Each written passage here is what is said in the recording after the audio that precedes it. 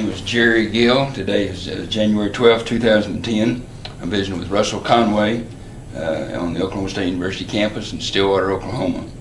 This interview is for the O State Storage Project of the Oklahoma Oral History Research Program. Russell, appreciate you taking time to come visit with us today. Glad I can do it. And you know, I want to talk to you about your OSU experiences, but I want to start first of all with where you grew up, a little bit about your early life and your family. Can you share some information with us? Well, I have quite a bit to share, so it might take too long. But actually, my family, John and Alma Conway, had 9 children, and we grew up on a small farm, and we had a high school. We had the Victory. We went to Victory Elementary and Junior High School, and then we changed to Lang High School near Tipton, Oklahoma. And we all worked hard. We knew what hard work was, and we developed some of our long-range plans while we were still at home. My dad was always encouraging us to get an education. But the thing that happened about that time was when we had World War II, and World War II was just a war that really required all the soldiers they could probably draft, and I was along with 3 brothers drafted into the Air Force, the Army Air Force, and we had 2 in the Pacific and 2 in Europe, European Theater of Operations, and that's where I was for about 2.5 years. And then we had a younger Conway coming along, and he was too young for the wars, but he went through ROTC here and ended up being a first lieutenant and was stationed in the United States for that entire time. And then we had this, thank the Lord, we all came home without serious injuries. And immediately I started thinking about working until this semester started here at OSU. So a brother and I started out with our parents' permission to come to OSU and just to see if this is where we really wanted to attend. And we both came here, and my brother actually was, he had pitched baseball lots in high school, and then he pitched some for the Marines after the war was over. And so he had an appointment set up with Toby Green, who was the baseball coach then. And Toby Green told him he didn't have a scholarship, but he would sure like to have him as a key player, and that he would probably use him as both in hitting and as a relief pitcher. And so Lloyd did that for about 3 years, and then injured his arm pitching in cold weather. But from that point in life, it all really became OSU, and I started here in 1946. And Beth, who is my wife and has been now for about 62 years plus, but she and I got acquainted here at OSU, and that's when we married in 1947, and we have had a very good married life, and we've had children that have come to OSU, and along with brothers and sisters who have also come to OSU, so we've had a large number. Well, Russell, can I just interject, kind of take you back to your early life? Sure. You told me with your dad, and your dad had, I guess you raised a lot of cotton being out in Southwest Oklahoma. And wheat. Small kind of quarter section farm maybe. Yeah, that's what it was. Russell, can you tell a little bit about maybe the brothers and sisters in your family, a little bit of what life was like growing up, and a little bit about maybe some of the lessons and values you learned growing up in your family? Yes, we realized the value of hard work, and it was necessary hard work. And I had 4 sisters and 4 brothers, and I was right in the middle. And around an old farm like that, we all had things to do, and we had these little assigned jobs, either milking the cows or doing this or that. And of course, when the cotton needed chopping or picked, we were part of that. And then we were part of wheat growing and combining and so forth. So we had, I think we really grew up understanding the value of some of the qualities like hard work and good character and a good reputation and so forth. I think that was all a part of us. And we actually were pretty lucky. We had good health. And even during the Depression, we were fortunate that we had lived on the farm because that's when we had food. And, you know, from food grown on the farm to the hogs and big beef cattle and so forth that my dad raised. But I remember several funny things, but, you know, I remember my dad telling us that, you know, he didn't have any concerns about the food, but he did have concerns about placing new shoes on 9 children. We always thought that was funny at a long time, but it was just a good life because we did get along with each other. And then, of course, World War II changed everything for our family, and that's when we were away from each other for quite a while. But nevertheless, I would say, since it's all over now and over then, that we did have we had a lot of learning experiences in that.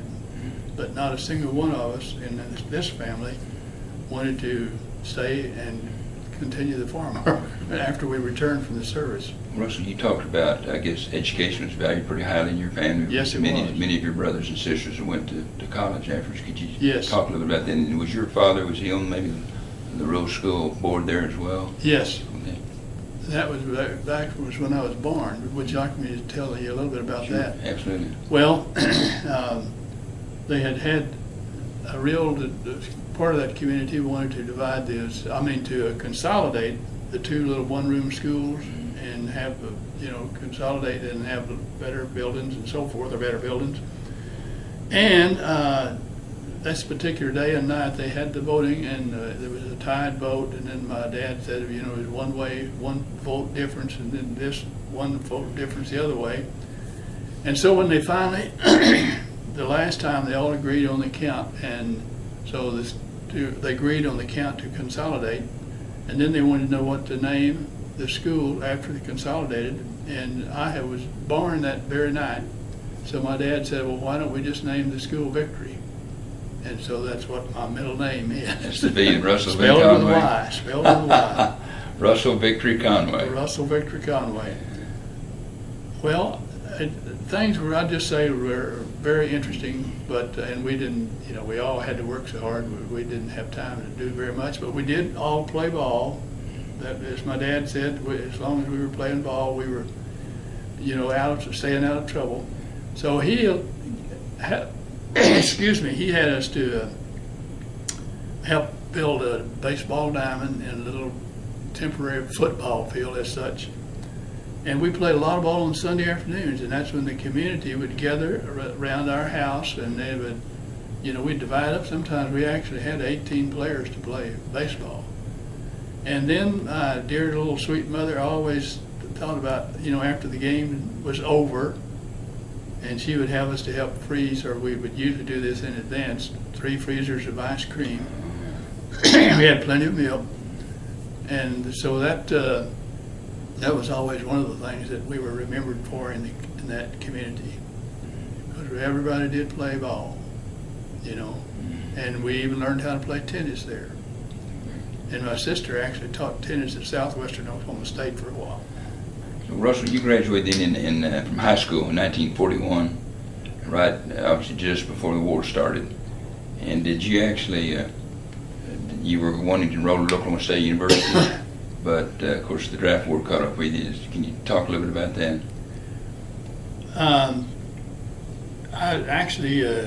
The draft boards, how they sent continuous notices to the young men that they were going to be drafted. And my dad realized that, hey, if we can get Russell enrolled at Oklahoma State University and get him an ROTC, that he could at least come out with an officer's ranking. And so that's when we just talked about it and drove up here to Oklahoma State University. And my dad, growing up in that part of Arkansas, knew Dr. Bennett real well. They were actually kind of close friends. And my dad and I went into Dr. Bennett's office, which incidentally was in Whitehurst Hall then also. And my dad asked the lady there, Assistant Dr. Bennett if he could see Dr. Bennett, and she said, no, not without an appointment. My dad said, appointment? No, we haven't made an appointment, but let me just have a piece of paper. So he wrote on this piece of paper, Henry, John's out here and surely would like to say hello to you. Dr. Bennett came out just immediately like that, and then we talked, and then the ROTC said it was impossible to get me in since I was that close to the draft. So that was just a little funny experience in our lives. Russell, now, so I understand your father and Dr. Bennett grew up in Hope, Arkansas. That area, somewhere wherever that was in that, Hope, Arkansas. That region. Yeah. And then they talked to each other after I got back, a time or two. So Russell, can you kind of share then, how long was it before you were drafted, and maybe talk a little bit about your World War II experience? Actually, I used the word drafted, but I was told by the draft board about when I would be drafted, and so I talked to my mother and dad, and I said, well, you know, I'd just assume to go ahead and volunteer and really get into the service now. And so I remember that they put all of those in that Frederick-Tillman County community that were being drafted were sent then to Oklahoma City. And so very quickly, I was in the service. And my first experience was meeting at Fort Sill, Oklahoma. And we stayed there and got our clothing and everything else that we needed. I don't remember whether the weapon was given to us there or not, I doubt it. But anyway, we had, I think it was 3 days that we had there at Fort Sill, Oklahoma, and we had to get ready to go to, they immediately assigned us to California. And they asked us all kinds of questions in interviews of what could we do and what had we done. And I just couldn't come up with anything because my work had been on the farm. So I remember so well when they came to me and said, well, Mr. Conway, what is your skill? What have you done? You know, and so forth. I said, well, I'm a concrete finisher. We'd never built a building. And anyway, we went to Marchfield and they started doing basic training. And I found out later that the United States military was really desperate for airstrips in France and Germany and across that country. And so they immediately formed this company that we were all told that we would be in the aviation engineers. And so I think it was the 87th or so day that we had our basic training, and they told us to get prepared to go overseas and we couldn't leave the base and all that, those kind of restrictions. And then we were on a troop train from California to, I think we left from the East Coast on the Queen Elizabeth, and that was quite an experience. I think they had good land 16 or so thousand or 17,000 soldiers, and we were all rookies. And we went to Scotland, and they did give us an extra day in Scotland. And then I recall so well that they were, you know, the Germans had control of the air at that time. And so they told us that we were going to England, and we left Scotland at night, and it just kind of looked like some of the cars were cattle cars, and they put seats in those. But I don't know whether you want me to tell just a funny thing or two that happened along the way. We were in this troop train and no lights except fire coming out from underneath. And we stopped at this place, and the soldiers all jumped out of the train. They were all so happy to do that. And soldiers will be soldiers, and we were just freezing to death. So anyway, some of the guys went into the offices. This is hard to believe, and they just took out those just little coal stoves and brought them back, 2 or 3 of them, and put them in the trains. And that didn't go over very well. And so anyway, they searched the trains, and then we started leaving. And there were 2 or 3 that hadn't gotten back to be there for when the train started leaving. And so this was so funny. Anyway, they just went on. I mean, our troop train just took off. And somewhere about an hour or 2 hours later, an engine caught our train and just brought the 3 or 4 guys that were missing in action, and they got on that train, and so they then were in. We went to Chelmsford, England, and I never will forget that. We landed there. We arrived there about 7 o'clock in the morning, and just immediately the air raid siren started going off, and that to me was very frightening, because I'd never heard anything like that before in my life. And so then the officers had us dog trotting with our heavy duffel bags and getting out of the train station, because they said that's, the Germans would be coming there. And so we all got out and did get on trucks, and so they drove the trucks just out in some apple orchards just to kind of hide them. And thank goodness at that particular time, the German planes did not come over our particular area. But anyway, that was at Chelmsford, England, and we stayed there, and our clothes came on a different ship.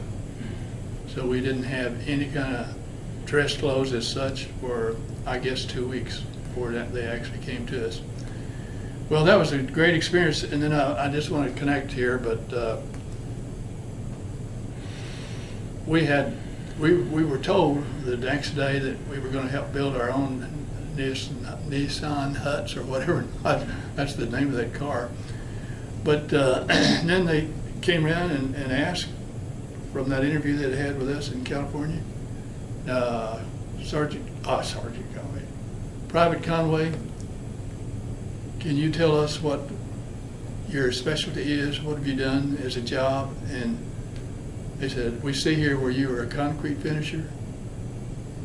And I said, I think I did say something like that, but that was just funny because everybody laughed. But they put us all to work, and we did build them all.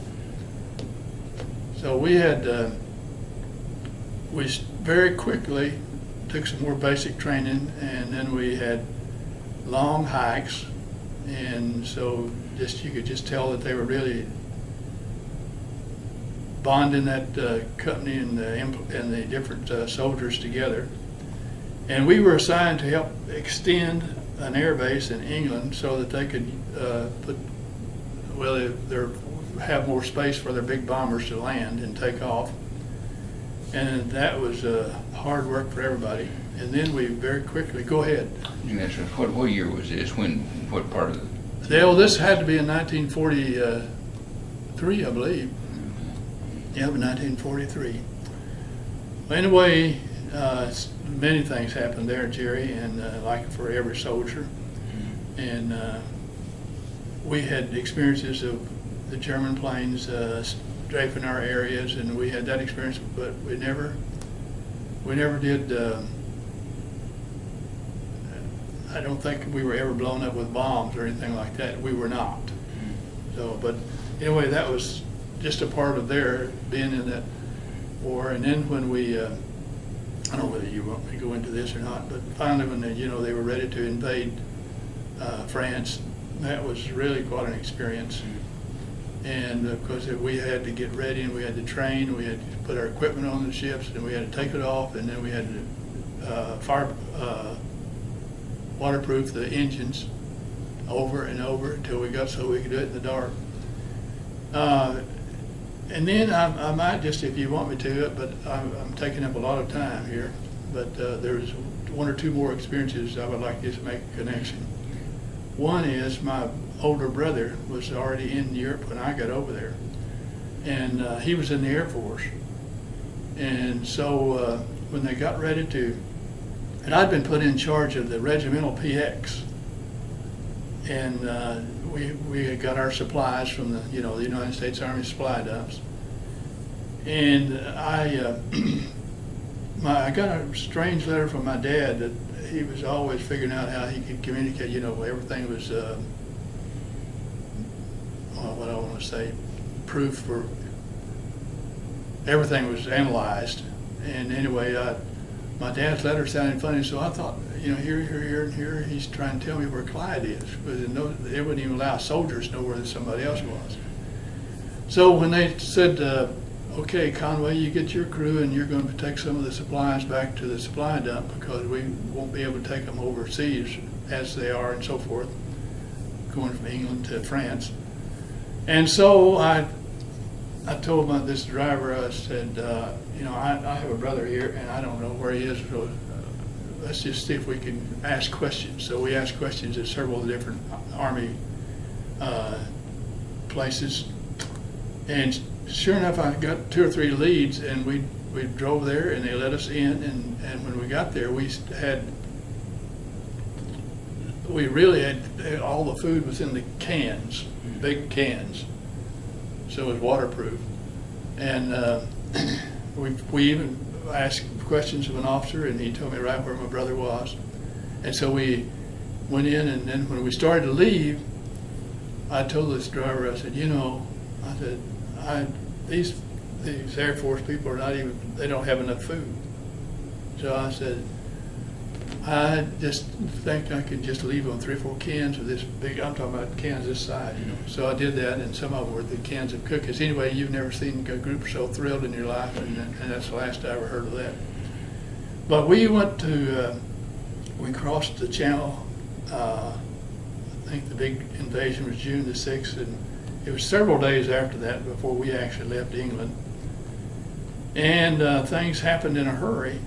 And I remember that we were delayed at St. Lo, France for several days because the Germans still had complete control of the airways, I guess I wouldn't say airways. But they,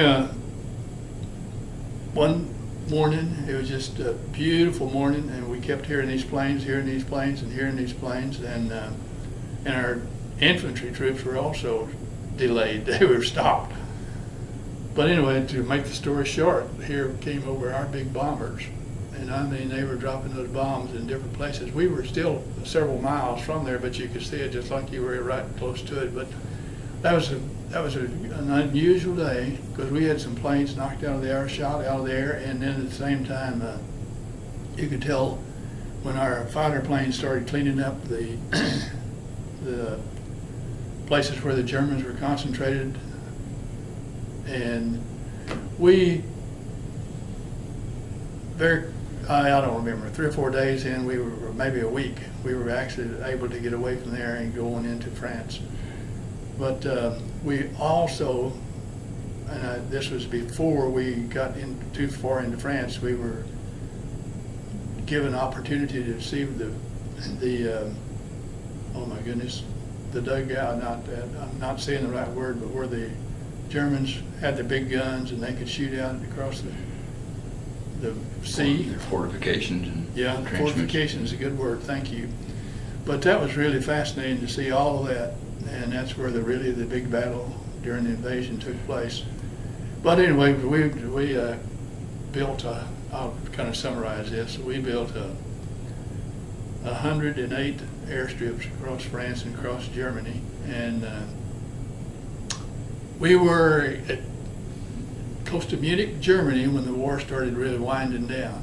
And we, by this time, had gained complete supremacy of the air, and we encountered a few Germans who were raring to give up at the end of the war. And our company had a few prisoners that we normally didn't have those prisoners, but that was one time that they were, I think, kind of ready to give up because they made it pretty easy. But we left.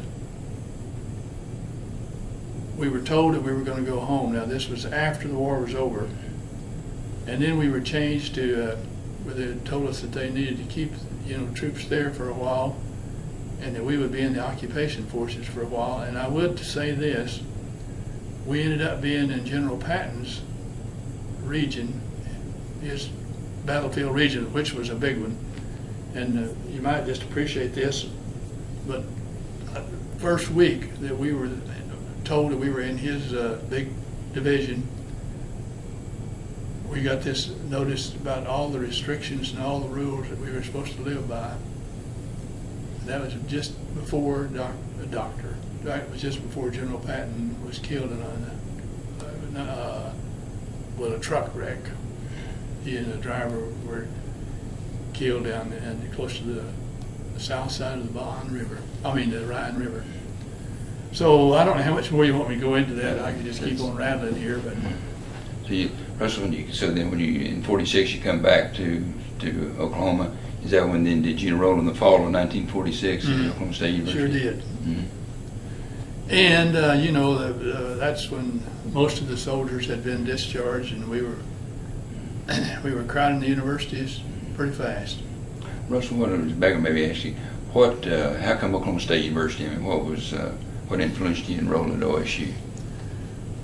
Well, I think it was just because in those days, I think that agriculture probably was something that was mentioned often, but I really think my brother and I just decided that, he had an invitation to go to the University of Arkansas and play baseball, but he and I talked about it, and on our way to OSU from my parents' house, and we both said, well, we'll come near knowing people at OSU, also, I would like to just say this: when I did come back to OSU and enrolled and got started, and we were given GI benefits and a lot of help, in paying for the tuition and so forth, which I always appreciated that action on the part of our government. But we had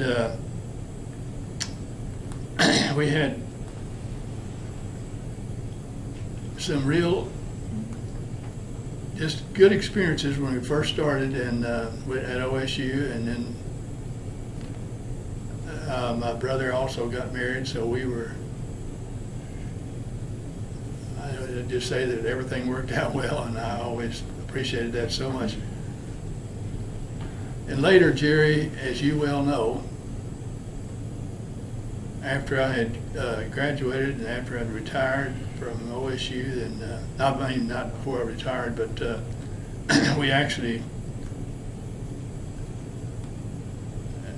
had the opportunities to go into ROTC if we wanted to. That's what I started to say. So I did go through, but I was allowed to go through it in the upper 2 years. And I ended up being the cadet lieutenant colonel. In those days, we had 5,000 troops. It was a marvelous experience, and I just enjoyed it so much. So what was your major at Oklahoma State? Well, actually, I started out because I didn't know anything else, thinking that I wanted to be a coach. But then I changed my mind the first year, and I really went into history and just general type subjects. And then I did my master's in education administration. So your undergraduate degree was in history. You got a BA degree in history. Did you go straight on to your master's? I did, but part-time, because I went to work in Tulsa, Oklahoma as just a teacher. And so I started along with 4 or 5 others, and we drove from Tulsa to Stillwater. And that was a good experience too, and we were all working on our advanced degrees. What were, maybe kind of going into, what were your impressions of OSU right after the war in Stillwater community? Well, that was interesting, and I have thought so many times about that, Jerry. When we came to OSU, they were using Quonset huts in many places, and the difference between then and now is not describable. I mean, it's just not describable. I just even think of sometimes just the lights around the campus. In those days, everything was dark. And you were very sensitive to that when you'd go out at night, especially if you had a date. But I look back and I think about what all has been done at OSU. And you and I enjoyed what the reputation was across the state for OSU. And even in the schools where they didn't have many people coming to OSU, they still respected the overall programs at OSU. Were there some individuals you remember, some professors, administrators that were important to you or influential in your time as a student? Well, I'm sorry to say I won't be able to answer that fully, but I was doing a good job with the Oklahoma Education Association after I had my degree, and I taught and was a principal for 8 years, but I taught 4 years. And then now repeat that question now again. Yeah, I was wondering where you were a student here at Oklahoma State, where there's some professors or yes. on campus who are influential. Oh yeah, I had several of them right now. The names are not coming to me, but I really came to my life of being a student in graduate school, and that's where I really realized that, it was hard when I first started. And I used to tease Beth all the time. She'd make the A's and I'd make the C's. But my real first acquaintance was when I was with the Oklahoma Education Association, and Dr. Kamm started asking me if I would be interested in interviewing for a job here as Director of High School and College Relations. And I first told him no, that I just really didn't, I had a good future there, and I told him no. And so he said, well, before you tell me no, I wanted you to come up and talk to us. So I did that about 3 or 4 times, and that's when the teachers in the state of Oklahoma, this is not anything that I couldn't tell because it was all in the open, but they started, forming groups against the administrators, which was very foolish because we work together as a team when we have administrators and teachers together. But Dr. Kamm, he and I got acquainted, and he wanted me to meet all the vice presidents and so forth. And Jerry, the first thing that I realized, and it kind of embarrassed me, I thought, well, here I've got 3 children, and they're all junior high and high school age. And so I told Beth, I said, let's just pack up today and go up to Stillwater, and let's look around for some houses. And I haven't said yes yet, but I said I think I'm about to. So we did that, and Dr. Kamm, I answered directly to him for about 2 years before I went into Dr. Poole's administration. And I always appreciated Dr. Kamm so much, and as you and I both know, he stayed with us even after he had retired. He was a great man, great leader, and his wife was the same. Russell, let me back up with you, if you mind, because I want to tie some other things together with your comments. Please do. First of all, so you met Beth now when you come back in that first year in the fall of 1946. In what year did you get married? We got married in August of 47. Okay. Now, did you live out in Bed Village? Mm-hmm. Okay. We sure did. you would describe a little bit about that experience? Yeah. Well, it was really, at that time, Beth and I just looked everywhere in Stillwater for just the smallest apartment or anything we could find, and we didn't find anything. And so when we were told that the university was going to,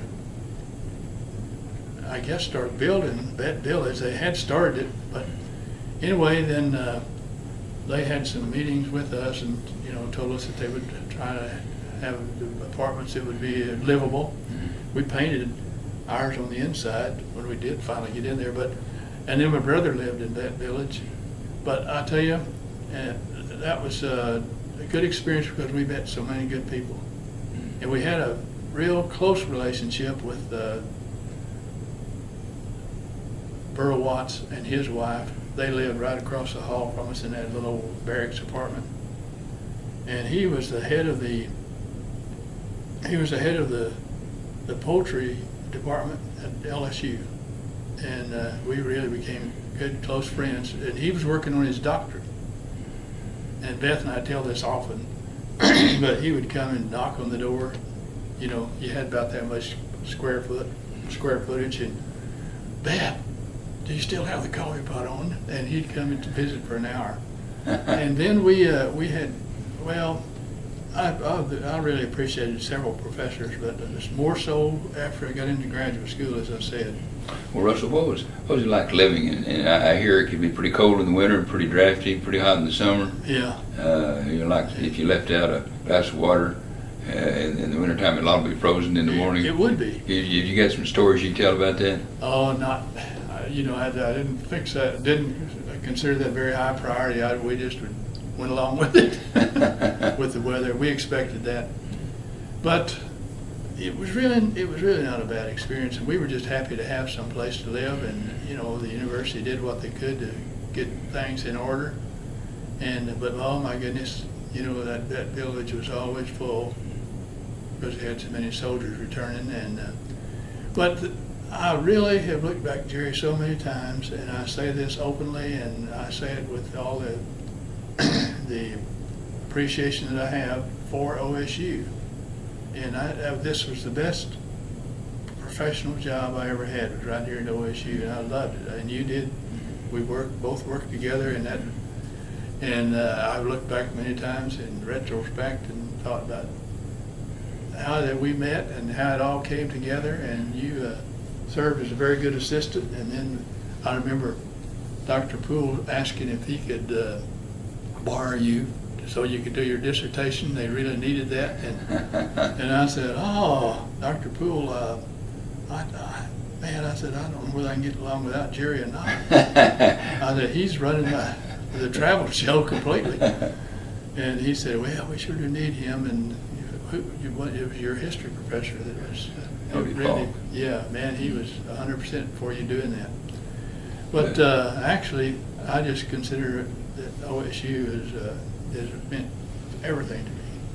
Well, Russell, you know, picking up on that, I want to kind of fill in the gaps between when you had your conversations with Dr. Kamm. Can you kind of share a little bit of your career after you left Oklahoma State?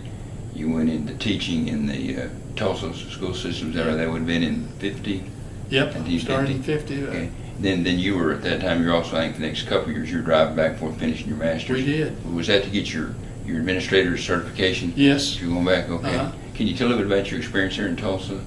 Well, Tulsa, where you were? At that time, Tulsa had Dr. Charles C. Mason as superintendent, and he was recognized as one of the better ones in the United States. Even Congress talked to him about he had a good school system and about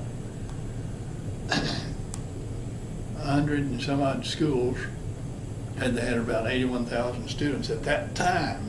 And then after that is when they had the integration and things changed, and then Broken Arrow and Bigsby and some of those places took quite a few of the students after they had those redistricting.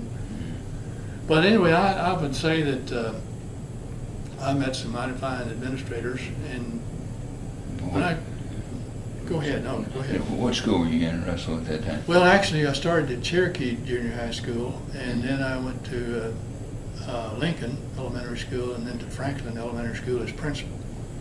Okay. I was assistant principal at Cherokee for 1 year, and that was a good learning situation for public schools. It was, you know, it was on the outskirts of Tulsa, and did you do any classroom teaching also? I did for about 4 years, and I just really, I'm going to just say 2 or 3 things that, and if this is, and you tell me. No. When I went into teaching, you know, I'd finished my work here, and I was assigned to this Cherokee Junior High School, and at that time, we had, oh my goodness, we had close to 1,800 students, I believe, way too many students, so crowded, oh my lands. And it was in just a community that had still struggling economically. And there was a new principal who came in, and he's laid the law down. He said the first thing we got to do is to gain control of this school system here. So it wasn't very long until he was asking me, because I'd been in the service and all, he was asking me to give him lots of help and, you know, and trying to get this under control. And so I learned an awful lot. But I also learned that Dr. Mason he used me just so much to help when they had these different events and when they had criticisms and so forth. I learned an awful lot because they sent me on several of those little different situations where they needed some help. But actually, it was hard for me to leave Tulsa because I was getting along well with the administration, Dr. Mason and 2 or 3 others encouraged me to go back and get a doctorate, because he showed me, how many principals he was going to have retiring, and he needed new principals coming in, and so I appreciated him. And Russell, how many years did you work in the Tulsa school system? 12 years. 12 years? Yeah, 4 years as a teacher and 8 years as a principal. Did you ever serve on directly on Dr. Mason's staff?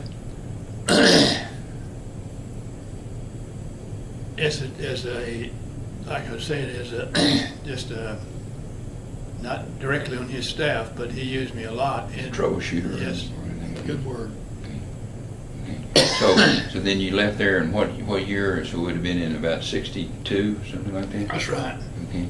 Furman Phillips came into my office, who was at that time the executive secretary of the Oklahoma Education Association. I had served on the OEA board for 8 years, 2-year terms.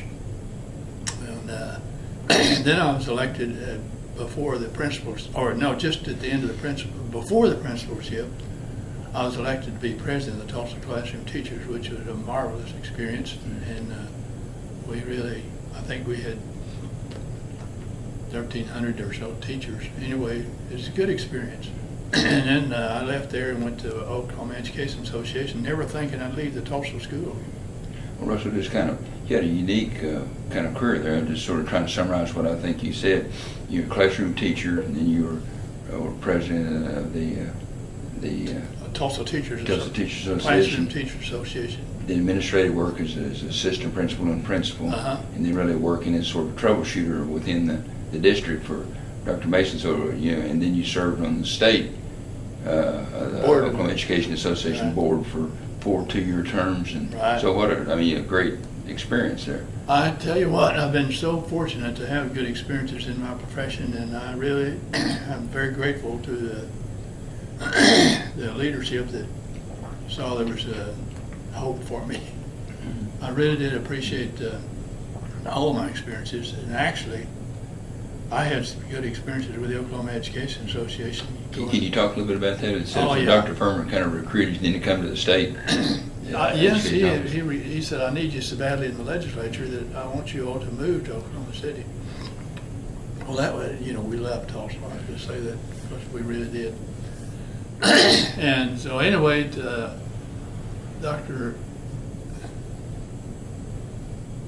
when I went with the Oklahoma Education Association, there were about 10 of us on the staff there, and we had the responsibilities of going out to the high schools, and we going out to the school districts when they'd have their county meetings. OEA was divided in the 77 counties. That's where they had their broad leadership, which was not too effective, but they later changed and that became effective. But those are different experiences, and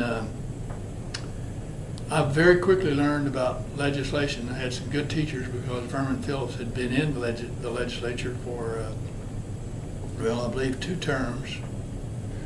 And we just had to take care of everything. We took care of like the teachers'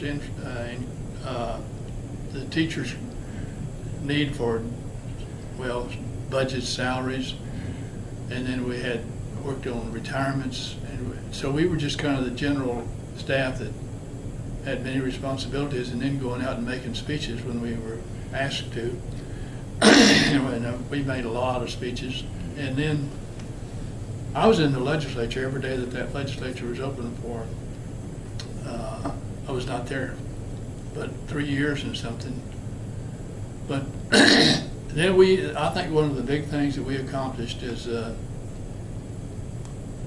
we decided we were going to have to make some changes when the school laws and then the school financing.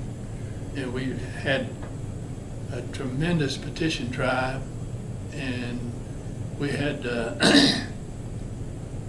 I think we had to collect something like 118 or so thousand, or 113,000 signatures on about 5 different petitions. We had to first get those passed in the legislature. And so that all happened, and then the disappointment was that all happened, and we thought that was going to help in the general financing of our public school systems. but it didn't last too long. But our experiences there were very interesting, and we met a lot of good people in Oklahoma City and Tulsa and other places. I'm talking about just not teachers but our administrators, but just people who felt the need to have a better education system. So I appreciated my experiences there, but I liked OSU better. Russell, you had kind of, again, bridging before you come to Oklahoma State, one of your last things, wasn't it, that you helped with the counselors, form a department within OEA? I sure did. Really what happened is that earlier I mentioned, where the teachers had decided that they wanted to take care of everything without the administrators. And they really wanted to form their own statewide association. And they did that. And then we changed the system of our districts from the counties to actual districts, and we set up all new rules and everything like that for the convention type convention type Delegates of state convention, etc. association. Well, that getting off base here. Repeat that last question. Yeah, we were just talking about in terms of your experiences helping with the counselors. Oh, yeah, I'm sorry. Well, that did pass. Their legislation or their resolutions did pass. And so the first thing they did was to set up their own organization, and they left the counselors out of that organization because they said the counselors were too near being administrators. So they left them out, and we met that night in Oklahoma City, on that old meeting ground before all the new things they have now. And we had, they asked me to, Herman Phillips said, well, we got to keep the counselors in with the teachers. There's no way that they're going to be connected as administrators in real life. So I made the speech for the counselors, and I had some really good support because I communicated on the telephone quite a bit with the counselors in different parts of the state, and they all wanted to be in with the classroom teachers. And so that night, actually, we had debates, whether they should be or should not be. And Jerry, that's the reason you and I got along with the counselors so well, because that word got around that I really battled for them that night. I'd gotten to the point that I knew in my mind that the counselors had to be in with that classroom teacher association. Boy, the classroom teachers didn't want to say that. That's, I guess. Anyway, leave that one out. But it was a good experience. And then after that, my lands, when I came to OSU, I mean, we had open doors to the counselors' offices. Russell, didn't they stayed within OEA? So didn't they have a sort of a department or a sort of an organization under that umbrella of their own as well? Oh yeah. That was what you'd helped set up. Yeah, right. They were still part of the classroom, part of OEA, but they had their own counselors organization, if you will, under the umbrella of OEA. They sure did, statewide. Mm-hmm. But as far as the big decisions like they had to make, laying down the rules and getting the districts formed and so forth. They were a part of the whole state classroom teachers association, but they did have their own counselors statewide association, and you remember that. And they had a pretty good one. Well, Russell, so then what year did Dr. Kamm, President Kamm, contact you for a position at Oklahoma State you were alluding to earlier? That was in 60? Actually, 1960.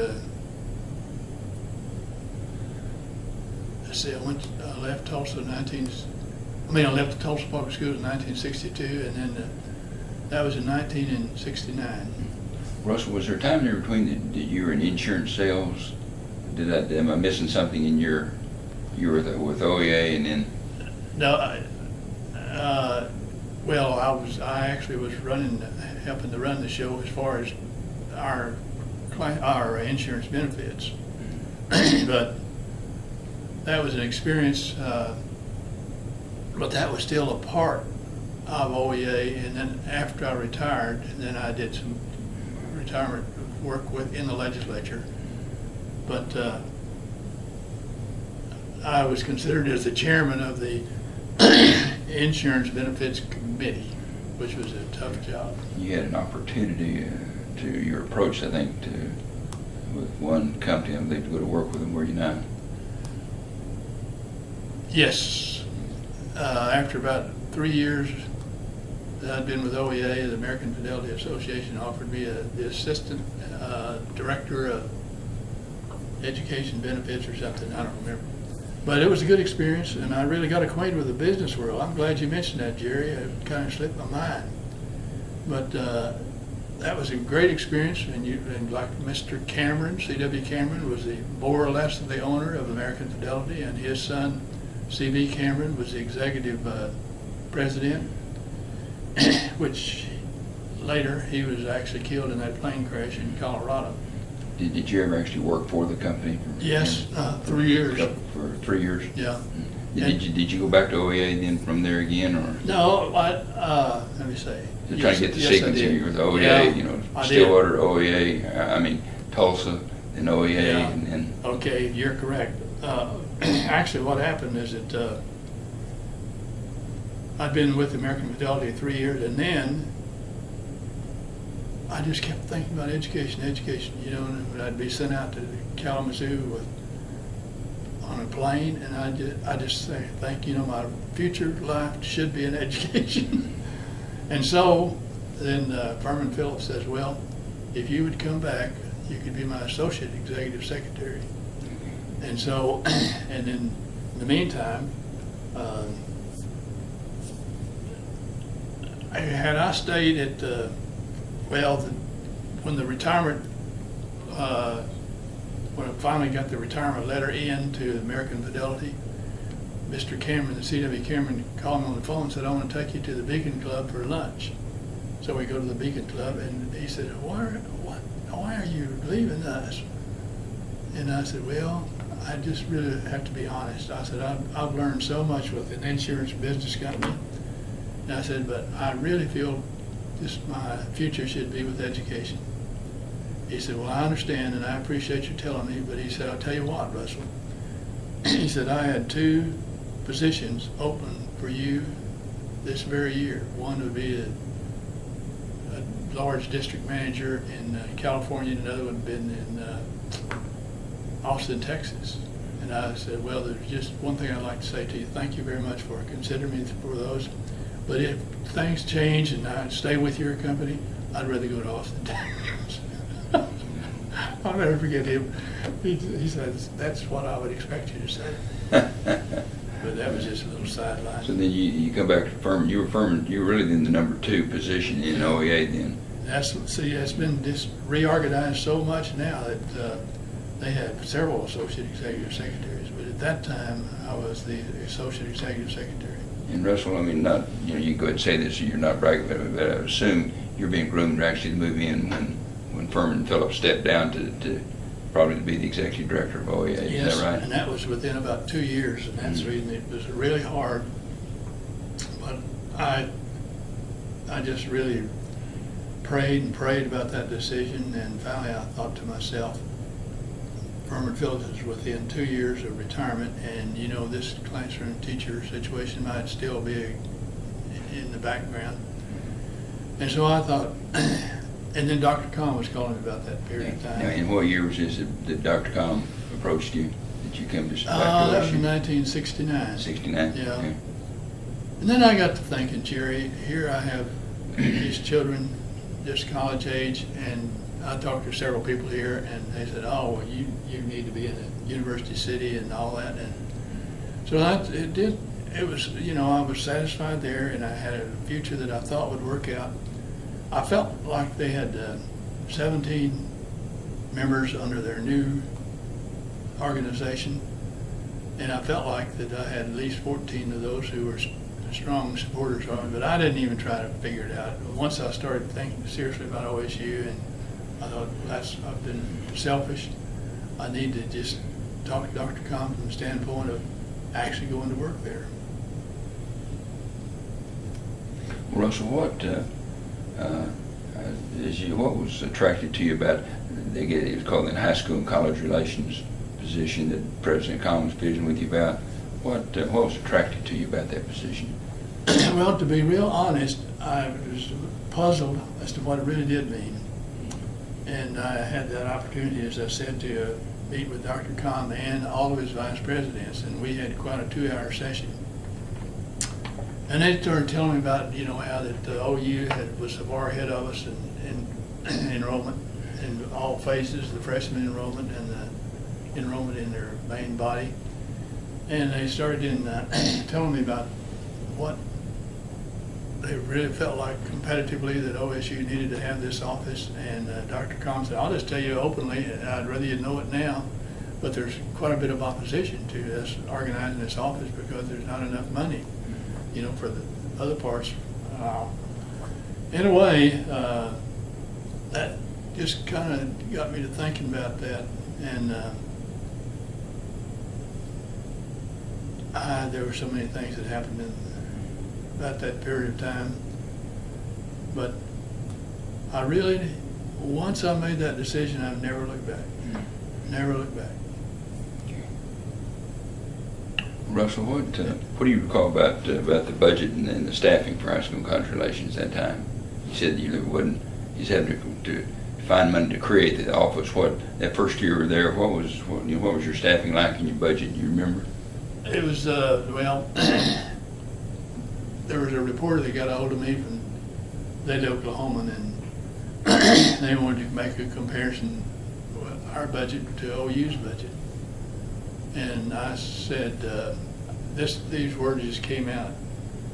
I said, well, sir, I said, I really know that we are operating on a shoestring budget, and I don't have the knowledge of knowing what OU is doing. But anyway, it was a tough first year, but I had several superintendents that really just said, we need you in that office, we need you in that office. As superintendents, if you could get their support, that was good. So your first year you came to Oklahoma State as director of high school and college relations. We were talking about your budget, your staffing. What was your staff like? I mean, there was you. Did you have anyone else helping you? Well, I think I only had 2 full-time people and I think maybe 2 part-time people the first year I was here. So you had a administrative assistant, and then was another traveler in your office position. But we changed people several times, and but I had a very small staff. A small budget. And a very small budget. Okay. Russ, where was that first office you located? Is that in Whitehurst? Yes. Mm-hmm. Yes. I was right next to Dr. Boggs' office then. First floor, west end there, yeah. northwest corner. West end. Mm-hmm. Yeah. Well, when I first came to OSU, Dr. Kamm said, I want you to become acquainted with the whole university. And he said, I'm going to invite you to come in every time I have a leadership meeting. I want you to be here. You're not going to have any votes. I just want you to sit here, take notes, and then be able to talk about OSU from any level. What was President Kamm like to work for? Well, he was, I've worked for some excellent leadership, and I've always been grateful to the people that I have served under, and that includes Dr. Poole. I have complimentary things that I remember about him. Actually, Dr. Kamm was a very level-headed person that he knew how busy I was because he gave me a lot of information, and he was always he was so busy himself that several times he said, he'd call me on the telephone and say, I just don't have any appointment time with you. He said, would you meet me on Saturday morning, maybe 7:30 or 8 o'clock? Because he usually had meetings on Saturday too.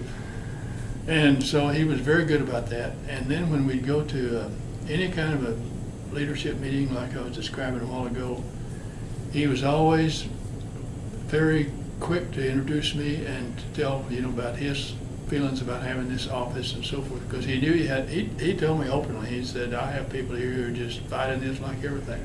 Not you, as an individual, but they don't want us to create this office. Russell, can I interject? And Yes. feel free to answer this if you Yes. want to or not.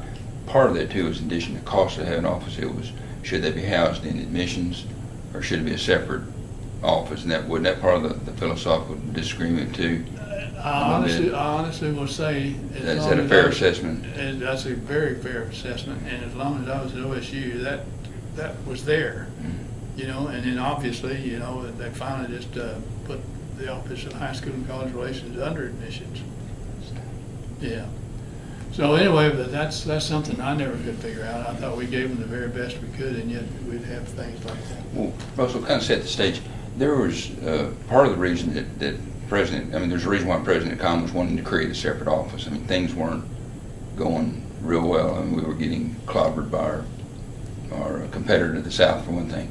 And as I recall, there were some problems a little bit with our image around the state with teachers and counselors, and we even had maybe sort of the title of flunk out you at one time, and we had all the baby boomers coming through, and part of the perception was, well, you really you're not doing a lot to help them when you get them up here. Once you get here, you're kicking them out the back door as fast as you get them in.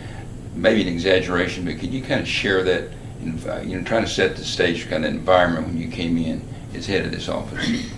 Could you speak to some of that? Yes, and I would like to include you in this because, you and I both know that what you just said there about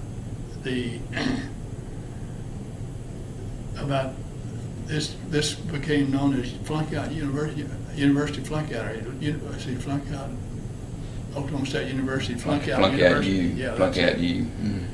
And I talked to those counselors, I talked to the principals, and I talked to even the superintendents about that, and I had a lot of feedback. I told Dr. Kamm, you just don't know how much I'm picking up out in the field because of this. But yes, that was a problem, and so they invited me then to sit on some committees with the deans and with others, which I appreciated. I always enjoyed learning as much as I could from the leadership, and that was more of an irritating situation than anything else, but it was definitely there. And then Dr. Kamm just kind of took over, and I don't remember that expression exactly that he used in his literature and everything else about that we were going to be more of a people university, and he really was concerned about that, about what you just described. It was his emphasis people program. That was it. Emphasis Yeah. people program. Yeah. Mm-hmm. Well, Russell, so you sort of had two issues at hand that you and Dr. Kamm worked with. One was the internal, trying to get sort of the university to more coordinated, and we'll get that in a minute, but more looking at the importance and priority of student recruitment and retention, working within the university. Then you had the challenge, if you will, of going out around the state and visiting with the superintendents, principals, and counselors, and getting their feedback and talking about what were they looking for in the way of a relationship with the university, what were the concerns and issues, and what do we need to do. And that part of what you spent that first year or two doing a lot of. Oh yeah, I just was learning as much as I possibly could and picking up on things like that, and then I realized, well, hey, this is pretty serious here. And then another one that we handled, and you helped to handle this one also, was some of the community colleges, said, well, we think we have students who want to go to Oklahoma State University, and yet we don't have any corporations to help get these students being able to change their majors or subject matter and being able to accept, OSU. Why you're not accepting our credits classes?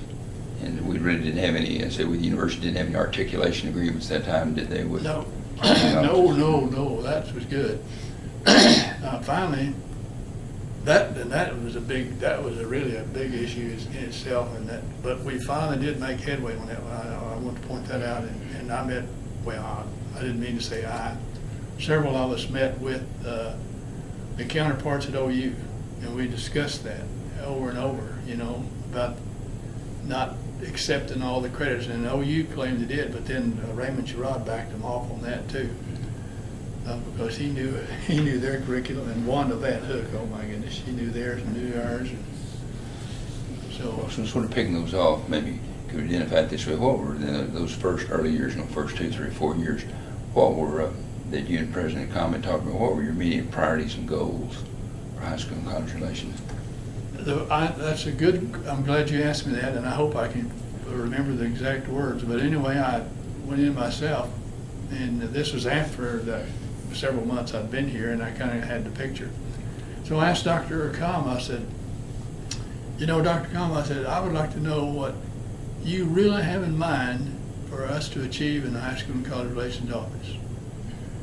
And he didn't even hesitate. He said, "Well, number one," he said, "their student body enrollment is larger than ours, quite a bit." And then he said, "Number two is, I'm personally am having to take a lot of criticism because the OU freshman enrollment is larger than OSU's enrollment." And then he said, "One of the major objectives above these other two even," he said, "is the fact that I want us to have a good reputation, an honest reputation, a reputation that we are with a great university. And I don't want you to exaggerate that we have something and we don't have it. I want you to actually be as level with the people as you possibly can. We want to make sure that we have a reputation across the state as being a great university." And so that was part of what he really emphasized. And then, of course, you know, that we actually achieved all three of those big objectives.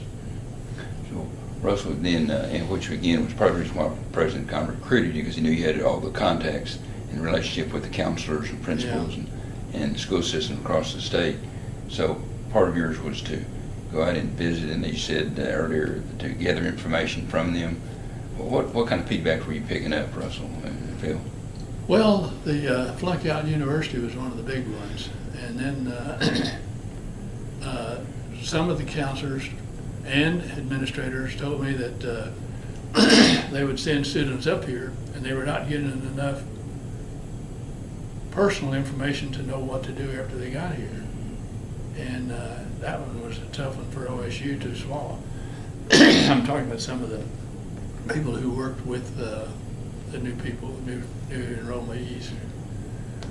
But I really think, and I say this just from observations I made there, I really think that most of the counselors and most of the people really had great confidence in this university that we could straighten those problems out. And I remember we had several things to happen with the community colleges, and some of them would tell me that you know, OSU felt like that they should not accept any of the community college credits because they were not taught as well, but don't mention that. Anyway, that was several things like that. And then I attended 2 or 3 of the statewide counselors, community college administrators. And you know, we had them here too, twice. And so we kind of got the picture of what they were complaining about, and thank the Lord, that's when that the program to recognize the interchange of our credits and things, that The articulation agreement. Russell, after a couple of years of reporting directly to President Kamm, then he rearranged his administration a little bit and brought in as one of his new vice presidents, Richard W. Poole, who had been dean of the College of Business Administration, into that vice presidency position, and then moved high school and college relations under that organizational structure. Can you talk about the philosophy and strategy of coordinated student recruitment that was implemented under Dr. Poole? You know, how did the kind of add on, how did the URD and the units work together and interact with other university functions to support enhanced student recruitment? Well, of course, one of the one of the best supporters of the high school and college relations program was the Alumni Association. And the Alumni Association, with their big banquets and with the other things, you know, that to me that was the best connection that we had. Those honors banquets they did around the county man, honors banquets around the state. And then you invited us to go with you on many occasions. And there's not any doubt in my mind, you know, you had big crowds and you had good people explaining this and that, and you were very well organized, and so that made, to me, that was all very positive, very positive. And of course, you know, we were so busy, both offices were so busy that we didn't get to do as much of that as we would like to have, but we still did enough that we started building then this relationship of the better reputation. And you talked a little about the other units, like there was public information that helped create with some of the publications that we created and worked with. Was that one of those synergies? Yes, and there are more too. I'm sorry, I'm not thinking properly right now, but that definitely was true. And I really, Jerry, I really appreciated the professional colleagues here at OSU, and that included the deans and some of the professors. And you know, we took some of our complaints that they had out there right directly to a professor. I did several times. But they also started recognizing the need to make us look like we were a university that had strength, and a university that believed in each other, and a university that, you know, could do a good job with our students. Russell, taking off some of these things and to help you kind of jump in here in that coordinated role, you had public information helping with the publications. You had the coordinated ACT letter writing program where all the deans and all the departments all coordinated their letters. It used to be at a random, and one would say something, one would contradict another, and then I remember that was one of Dr. Poole's big deals. But then together you had developing scholarship programs with the foundation, which was under that. There was the Alumni Association you mentioned, were tied in and brought people from high school and college relations out to the banquets. Some of those things that stand out in your mind that you remember that were specifically important and we were able to leverage on behalf of the university by coordinating? Well, I would definitely say yes to that question. I would also say that you know, we had to accept the fact that we were limited in our budgets and so forth. But nevertheless, I saw several components within the university and several components with your alumni people out in the areas that also, you know, helped us in different situations. And I felt like that you could consider them as one of the better components. And really and truly, as I have looked back many times, I have really personally appreciated the support that we had and the people who really got involved with us. Now, you know, pardon me. All right.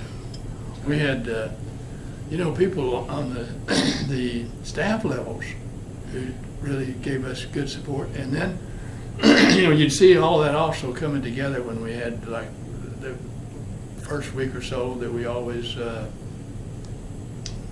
schedule for different activities and different ways to bring the students into more knowledge of the university and how they could receive help. And I saw lots of improvement over a period of a few years.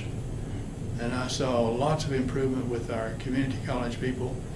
And I just want to add this to these thoughts. When I retired, I just immediately thought, well, where can I, you know, continue doing work related? So I joined the Retired Educators Association.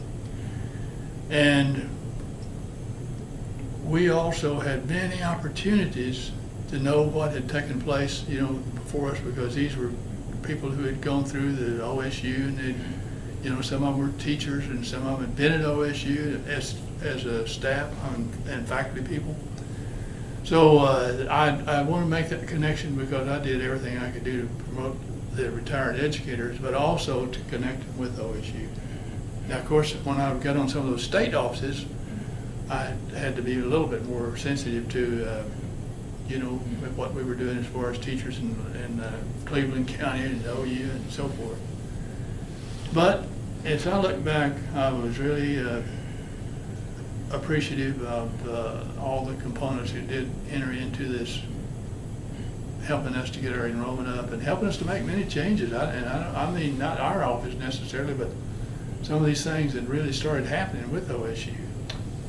So do you remember the the annual objectives that you developed each year? I do. Well, Well, I mean, I don't remember them such that I can quote them, but I do remember Dr. Poole really believed in those objectives, and I learned so much from him. I told him one time that I believed that after I'd been with him 3 or 4 years that I could qualify for a higher level job. And he laughed and I laughed. I said, because I've learned so much from you, and that was true. He was really a top level administrator. He approached things differently, but you learn from him. As I recall, the objectives that have a specific measurable, objective, and it would identify the resources, the timeline when it's going to be done, and they were pretty specific, and you'd have these whole sets of different things we were going to do, and that sort of helped. The idea was to utilize resources to the best extent possible, as I recall. Yep. Yep. I remember him and working with us with long-range objectives, 5-year, 10-year, whatever. But and the annual objectives, and then the what was the word? Not revolving 5-year objectives, but there was the 1-year objectives, and then there was the 5-year objectives that you wrote each year, right? That's right. Well, Russell, how successful was OSU's coordinated student recruitment efforts that were kind of spearheaded by high school and college relations? Some major goals and milestones you recall? Like the one of the Bob Kamm had about beating OU in enrollment, for example? Yeah. You said earlier that happened? Well, excuse me, I'm sure that did happen, Jerry. It was in head count and FTE and head count both. Right. Passed them enrollment. And we did that before I think he gave us 5 years to do that, and I knew we'd do better than that. Yeah, about 76, along in there somewhere, as I recall. Oh, we actually, I think 75, 6. Yeah. Russell, can you talk a little bit about the philosophy and the approach to student recruitment that was so effective at OSU during your tenure? I mean, during that period, and then also at 4 I think probably was very successful in terms of results, in terms of enrollment, in terms of utilization of resources. It was very successful in a lot of different ways that you measure it. Could I ask you about some areas and have you comment on, for example, did you talk about our relationships with school counselors and administrators and how important that was? We alluded to that earlier. Can you think of what were some things that you did that were effective in working with the counselors? Well, I mean, I think that our staff was very sensitive to meeting with the counselors and the principals when we could, and occasionally with the superintendents. But I just place my position in with our total staff, and we had some pretty good people working for us that worked for us for practically nothing because they just wanted to have an association with OSU. But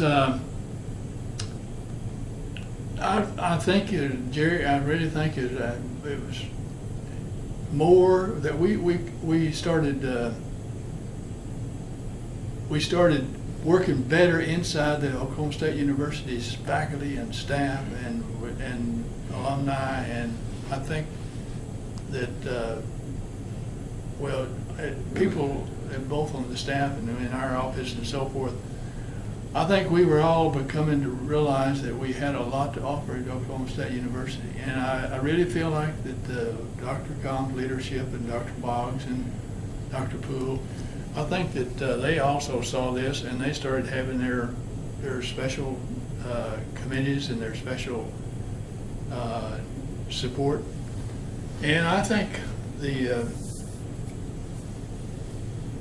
I just really always felt good about how that they all started looking at long range. Here's what we're going to need to do. We're going to need to do, and Russell, with the counselors and principals at the smaller schools, particularly, every fall you took about the first nearly month, first 3 or 4 weeks of every fall, to go by and see every high school, to drop off packets, to have personal visits with the counselors.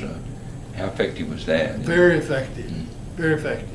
And even small schools where we felt like we didn't get any of their students, we made sure that we sent them. We called them. We wrote them letters.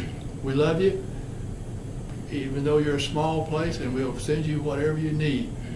And we'll send you out like the catalogs and then that degree requirement publication and things like that, so that if you need more of these, whatever, and then we'd explain to them we were limited on our budget.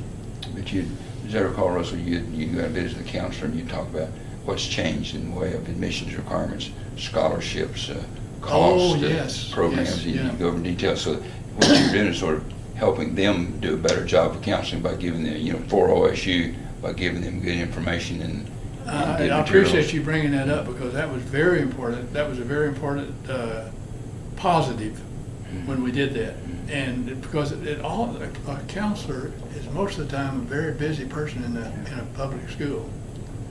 And I think that when we did that, the counselors realized this makes it much easier for us to know about this information.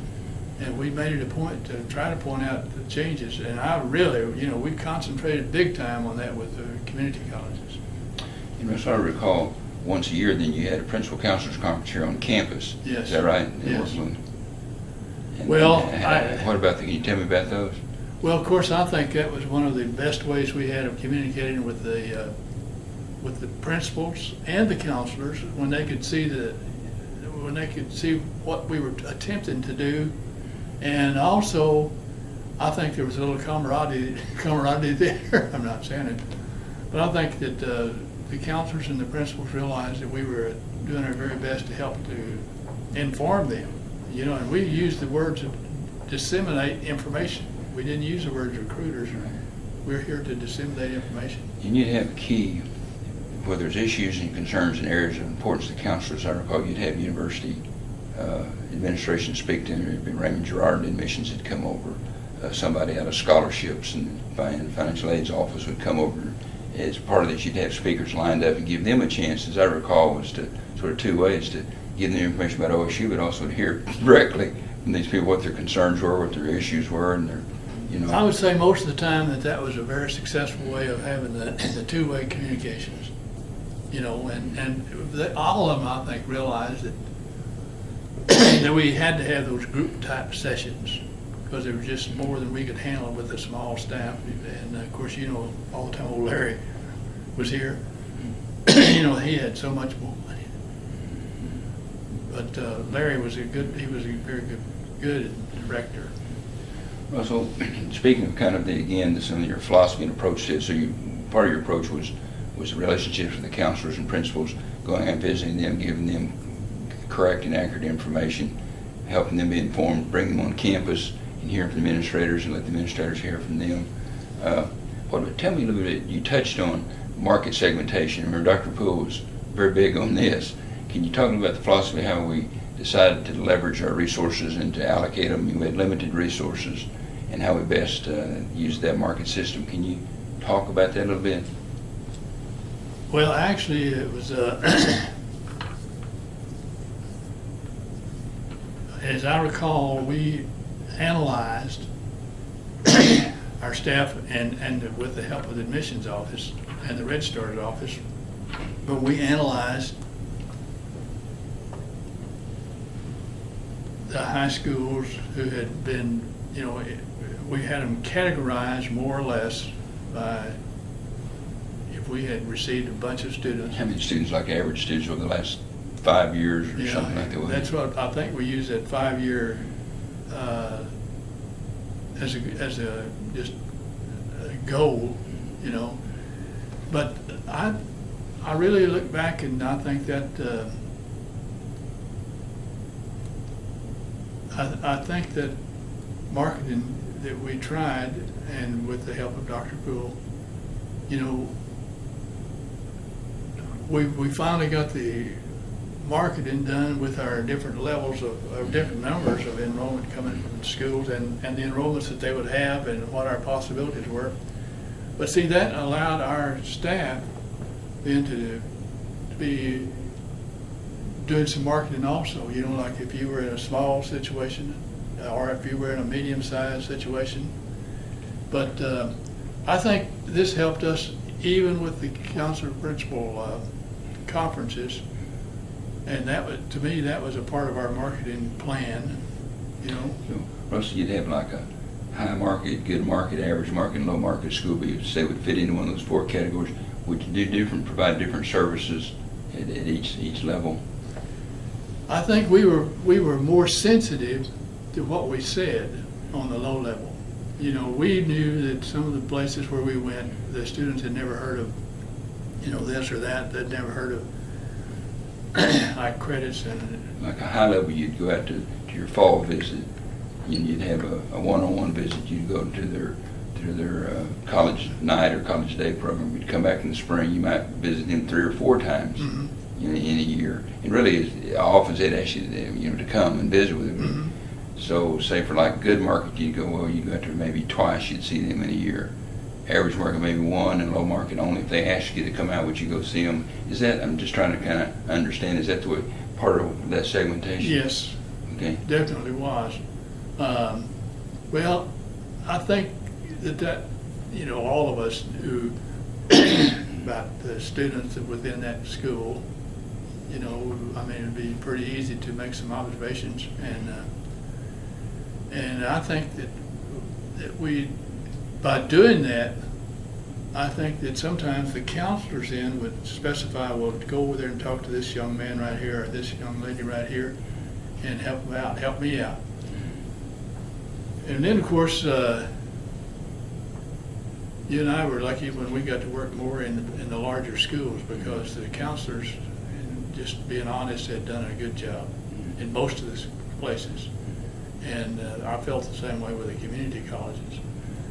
But I think when we started that marketing system, that it helped us to realize that, hey, we have these limited resources and we're going to have to do the best we can where we go, and we're going to have a limited time, and so we're going to have to schedule properly. That entered into it, you know. Exactly.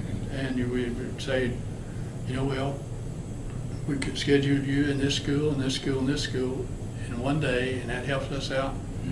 But we had to do that because we just didn't have the staff to do it. You had a schedule, like you scheduled everybody instead of individual other than yourself. Instead of everybody scheduling themselves out there, we had one schedule that would schedule all the travelers out in the field to be sure that they put them together, sync them together, and get the most back. If they'd be out 3 days, well, how many schools could they see while they're out there on the road? That's right. And I thought an awful lot about the schools in the Dallas and Fort Worth system and so forth, and you know, there was no way we could go in every time. Old June Keenan and her daughter helped us an awful lot. But I thought the marketing really helped us to do a better job with our schedules and a better job with our budgets. And you know, we did finally start getting a little bit more revenue for our budgets. But I really say that when I went to I didn't go to a large number, but I did go to quite a few small schools.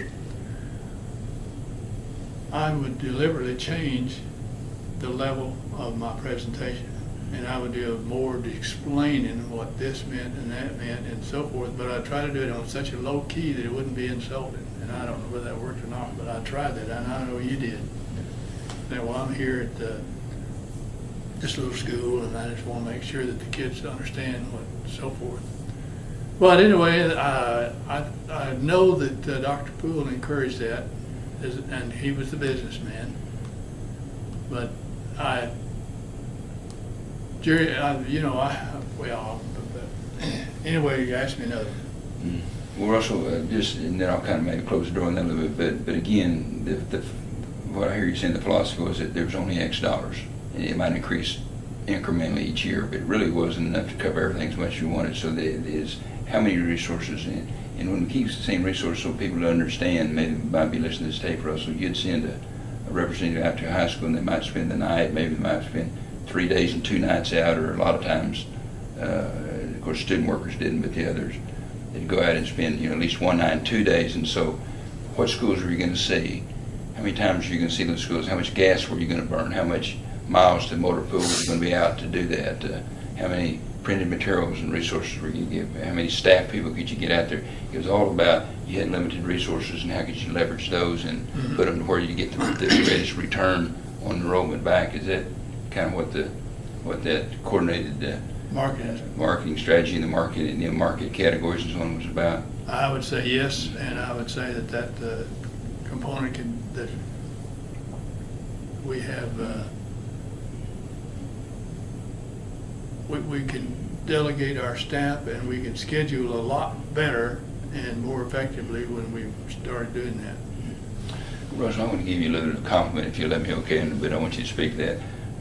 A lot of people felt that one of the strong things, and you can't put your finger on that exactly or come up with a figure, but the importance and the success of high school and college relations was about the service attitude and the strong work ethic. And for example, any time a school had a problem or wanted someone to come out, we'd come out regardless. And kids would come in, parents from out of state, and they could only be here on a Saturday or Sunday, and you'd come down and give them a tour of the campus and work with them. Can you speak to that a little bit? Well, I felt like that as director, that when that took place, and it took place pretty often, that I should do that, because I was in a position to I could control my schedule, and when I did that, I felt like that I didn't want to impose. See, our staff had to work on Saturday mornings most of the time. And so that was another component that entered into this relationship business. And I think that the way that and sometimes, you'd do that on Saturday mornings. Sometimes we would go and help the football coaches, and we'd go over and make little speeches to them and get the students acquainted. But I just felt like in my own mind that was the boss's responsibility to help out in these special cases. And this brings me to a thought, okay? One time, I had this, it came through the OSU at Oklahoma City, this little project did.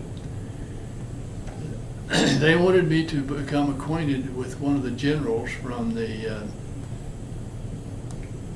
air base at Tinker, maybe. Yeah, it was in Texas. Texas. Yeah.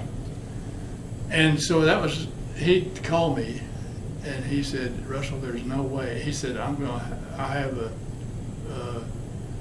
pilot that takes me to wherever I need to go. And he said, I have to do this on Sunday morning or I won't be able to come with my son. So anyway, I said, well, I'll be glad to meet you anytime you say. So he was just so thrilled over that. And I mean, we went through residence halls, we went through classroom buildings. Just remember now, this is Sunday morning.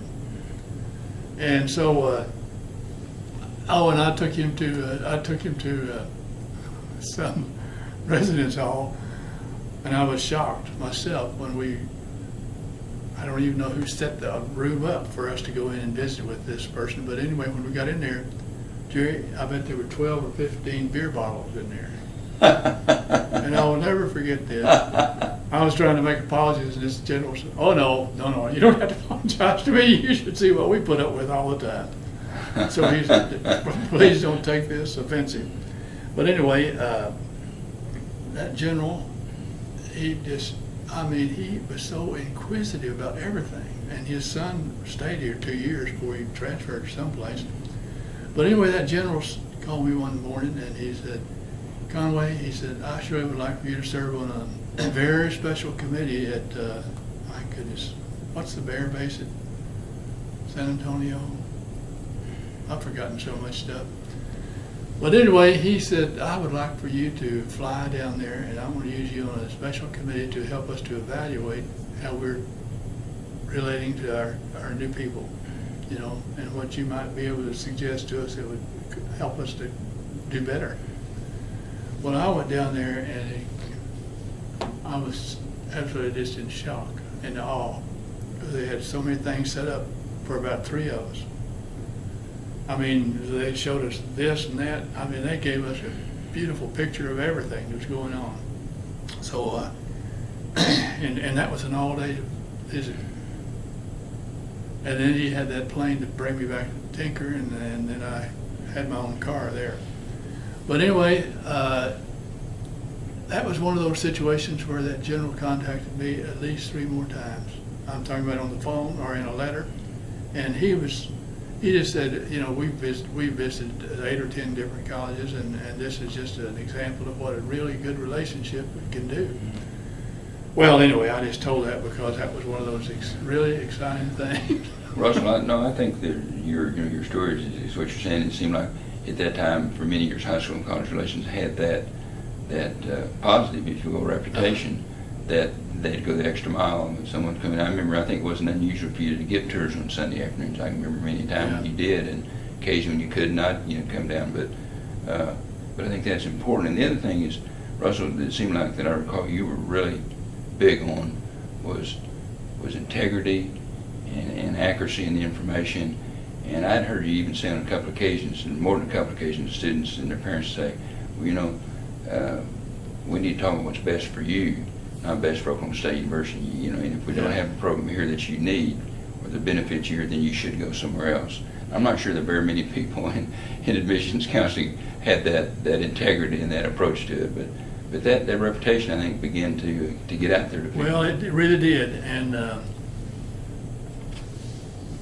that was something that I really felt personally. That, if we wanted to bring students to Oklahoma State University, or if they came on their own, then it would be our responsibility to make sure that we gave them accurate information about the university, and to make sure that we convinced this young man or young woman, we have people here who will really treat you well.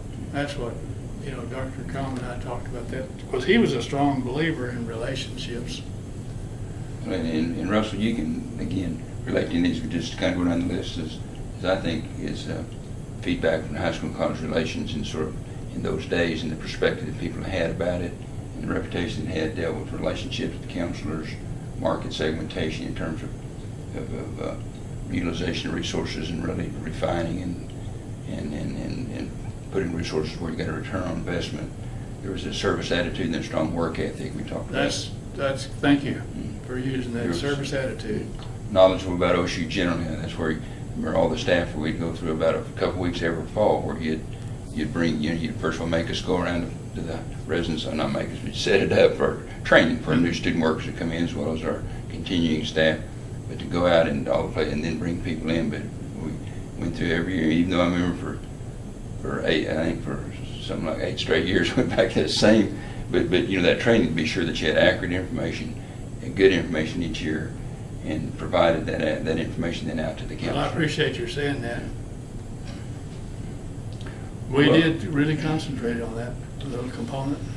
Russell, how many years did you serve as director of high school and college relations? You started in 69, or when did you come to Oklahoma State? Yeah, 69. 69, and then retired, and then you come back and work some more in later years in the office, but retired as director in? And that was actually in 85. 85. Mm-hmm. How did, Russell, in your mind, how did high school and college relations evolve and change during your tenure, during all those years, in terms of resources, staffing, technology? Well, not much changed in that big word technology, but I think we started without any knowledge of really what you should do, except Raymond's rod, every now and then to go out and help out. Not with us. He stopped that immediately. But I think we saw some big changes in how we approached this big area of recruitment, and how we could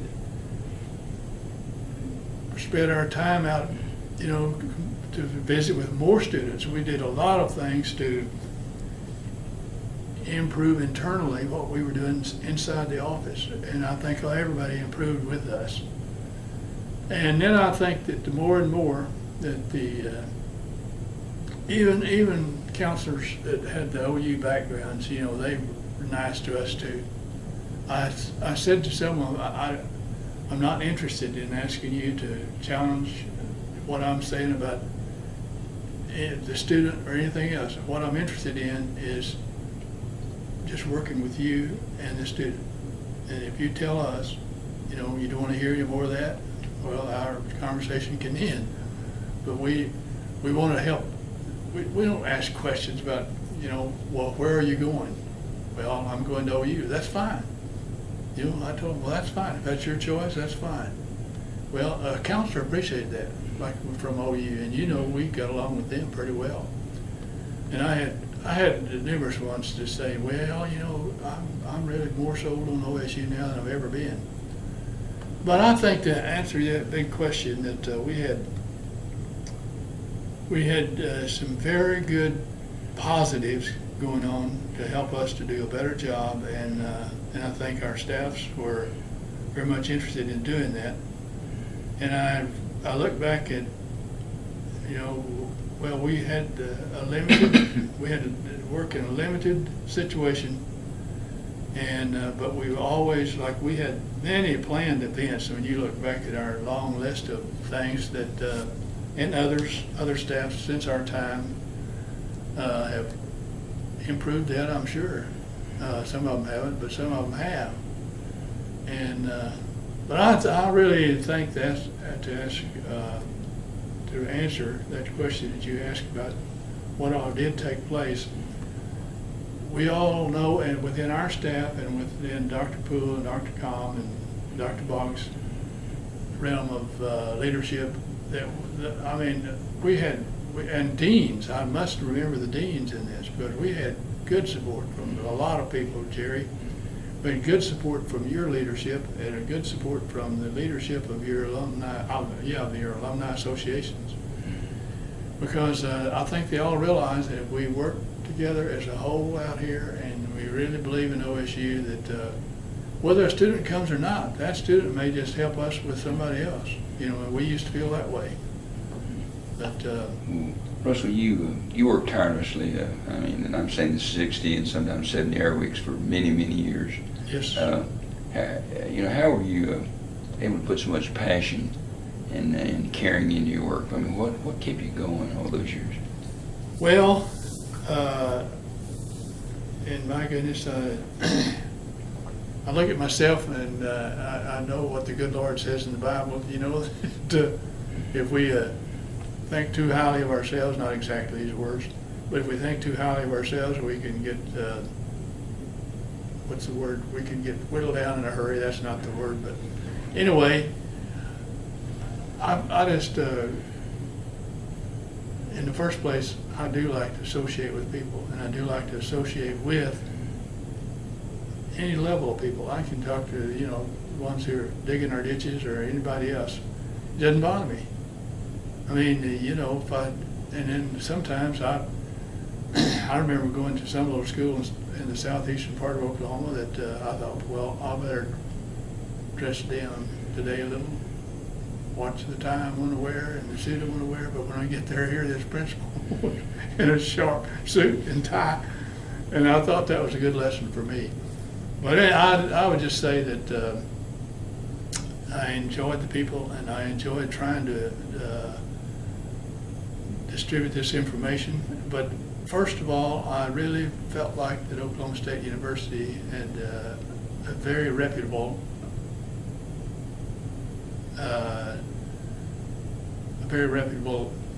invitation. I'm losing words, Jerry. But anyway, they really tried to, I mean, you'd be humbled, if you know, and so that's the way I feel. But I really can say that and I've told so many people in the retired world and so forth, that I really liked OSU, and that made it easier for me to really support this university. I don't mean this like it sounds, but I had 2 or 3 big offers to leave here, and under no circumstances.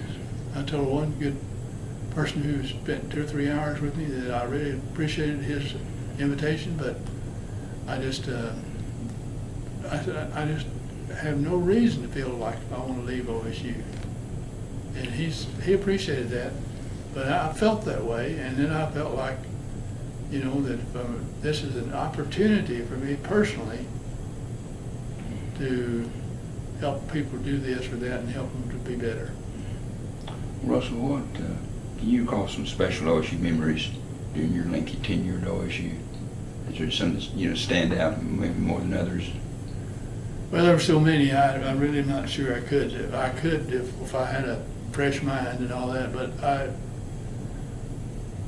I would just say, to look at that question quickly, that we had several opportunities that made us all feel like we had been successful, and I think that was the group planning and organizing and so forth. But anyway, I really, and I just say personally that I really appreciated you, and I showed all my family the letter that you sent to me, and that was just one of my high points as far as administrators are concerned. That you used the word, it just made me feel so good, you know. And then I told you that Kevin's wife Sherry had that. What do you do? Laminate and then framed. Surprised they hadn't burned it by now. and then we were having just family gathering for those who could come by, and so my oldest son said, "Dad, do you mind if I read this in front of our family here?" And well, don't believe half of what you hear here. So but no, we did, and that I really appreciated that, and I always appreciated the loyalty, and never had to worry about you under any circumstances. I just you knew what you were going to do, and you knew that you wanted to help out, and so we just worked together and had a good relationship. So in this little old interview, you say somewhere in there that I don't know how to tell you to say it, but nevertheless, I felt that way strongly. Appreciate it. And this interview's about you now, okay? Not about me. Well, Russell, sort of a similar question, kind of ending it, but looking back in on your long and I'll say distinguished career and productive career, how do you hope people remember Russell Conway? Well, I would like to be remembered by some of the things that we have said, and I don't mean to be boastful in anything that's happened, because I always believed that others were helping and the good Lord was helping. But I really would just like to be remembered as just a good person who was willing to help others. That's my philosophy of life. My families, young people that we never knew and we didn't get to know personally, and yet I have had probably, I don't know, 50 or 60 letters, through my career that made me feel real good. But I've enjoyed life.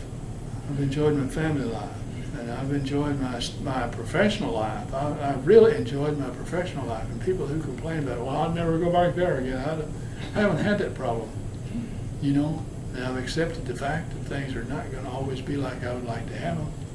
But that hasn't upset me about anything. Well, I mean, there was one or two things that didn't. I understand. Russell, anything else we haven't covered? Anything you forgot about that you'd like to mention? Well, we've done a pretty good job of covering the waterfront, so to speak. Okay. All right. Well, Russell, thanks. And I'd just like to say to you personally, I don't know why that you interviewed me for this particular situation, but somewhere in there, somewhere at long range, I'm very happy that this has been done. I can see, maybe friends or maybe relatives or somebody might say, well, hey, this guy was a little better than I thought he was. Well, great strides were made, Russell, in your time. And of coordinated was the very efforts of thankful. student improvement. Certainly was a great blessing to this university. Oh, I really, and I look back at myself and laugh because I was reluctant, because I really thought Furman Phillips was going to retire. He told me, you're my first one now when I retire. And, but I really just thank you, and I feel like I have just kind of rambled around. Russell, thanks. I appreciate it very much. It was a great interview, and I can see people years from now coming back and listening and Well, understanding where OSU is. So Thank you thank very you much. so much. Thank you.